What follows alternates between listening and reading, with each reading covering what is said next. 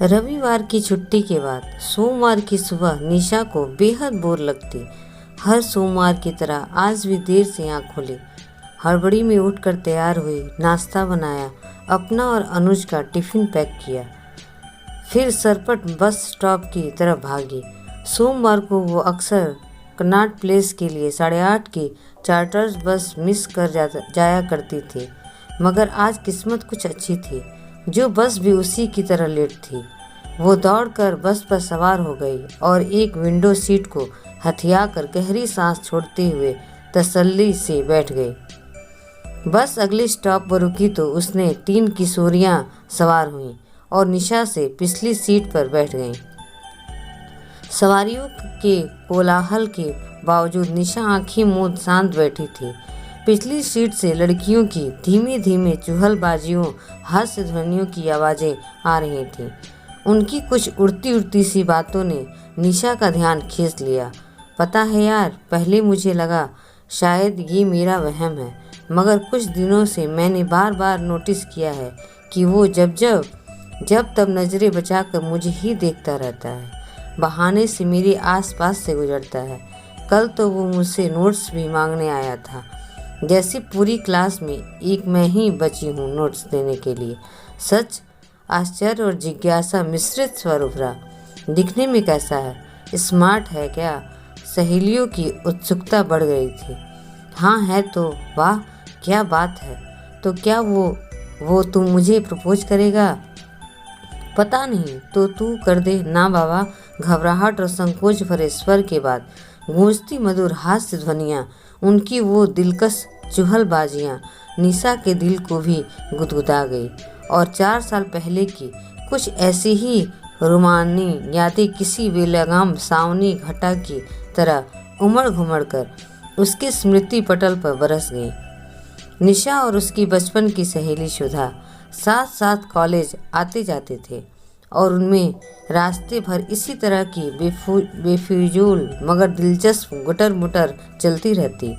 मसलन आज कॉलेज में किसने क्या पहना था, किस लड़की ने उन्हें पटाखे की नामाक कोशिश की, किसका किसके साथ अफेयर है इत्यादि। कॉलेज ख़त्म करते ही निशा की एक अच्छी कंपनी में बतौर ट्रेनिंग नियुक्ति हो गई थी।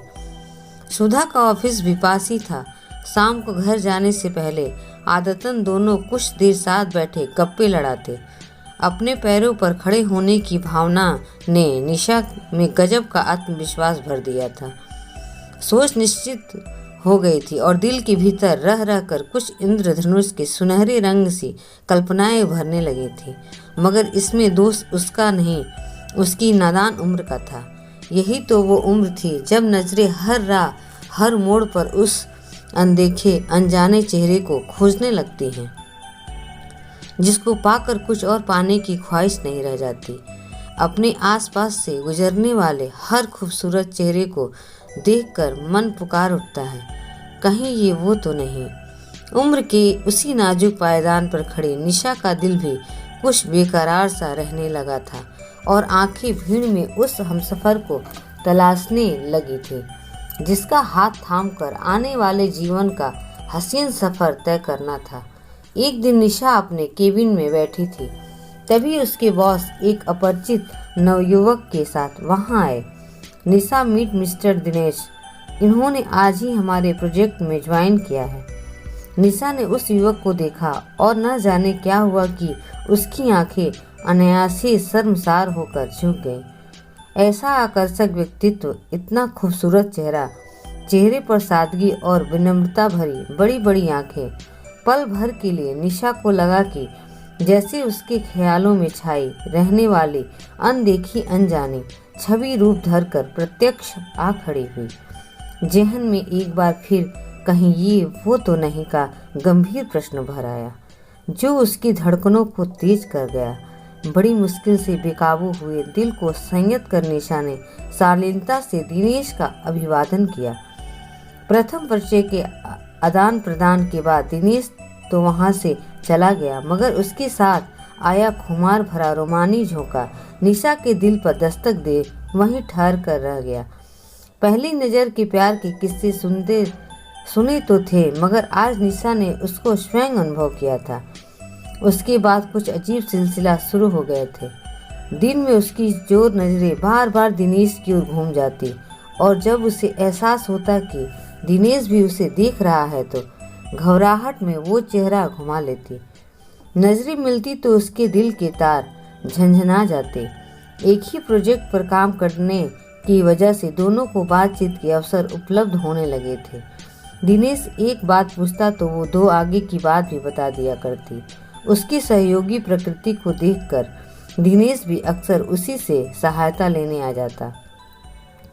दिनेश की हंसी मजाक और खुले गर्मजोश व्यवहार से निशा को लगने लगा कि उसका प्यार शायद एक तरफा नहीं है। और जिस दिन दिनेश ने ये कहा कि निशा, अगर तुम ना होती तो ना जाने इस ऑफिस में मेरी कैसे गुजर होती, उस दिन उसका शक पूरी तरह से यकीन में बदल गया था।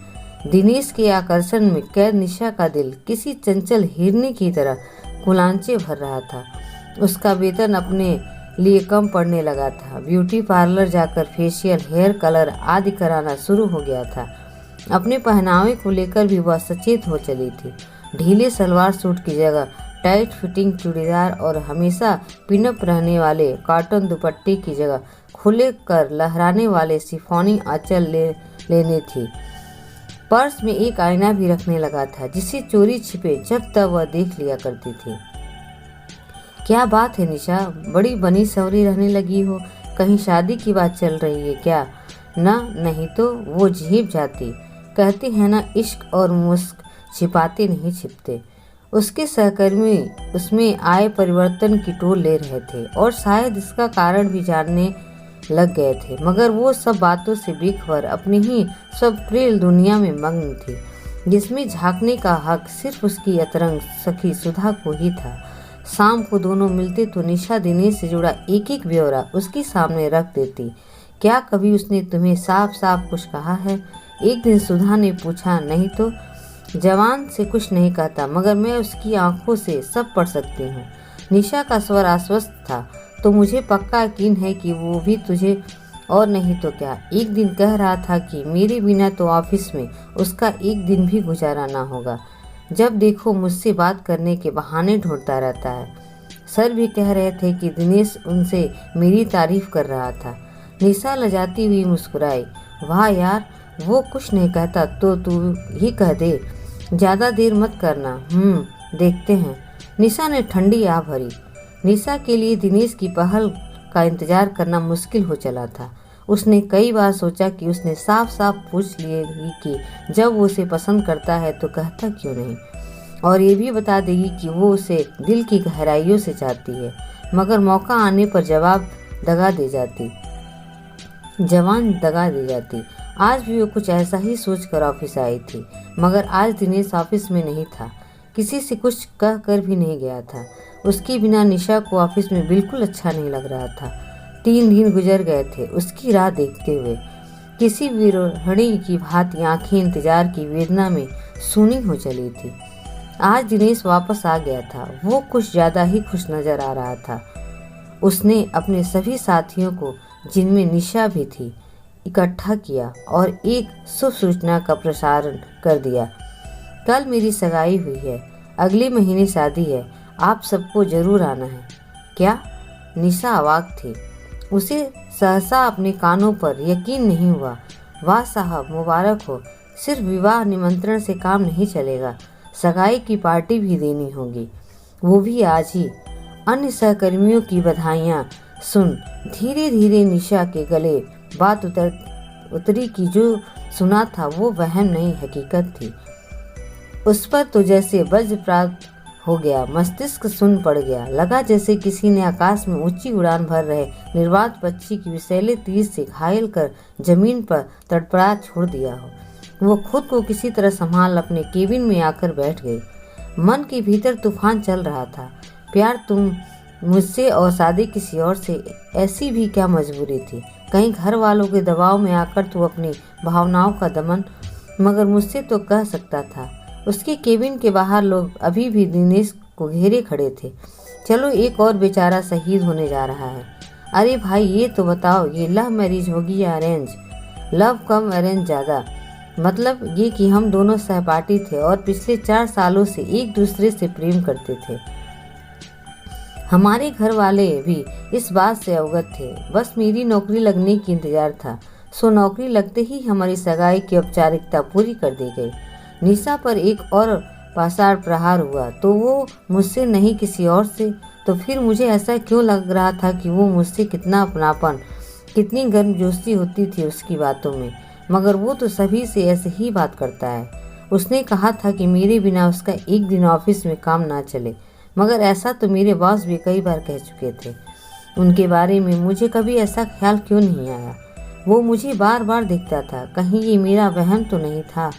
आज निशा का स्वयं से वार्तालाप हो रहा था। उसका अंतर्मन उसे सच्चाई का दर्पण दिखा रहा था।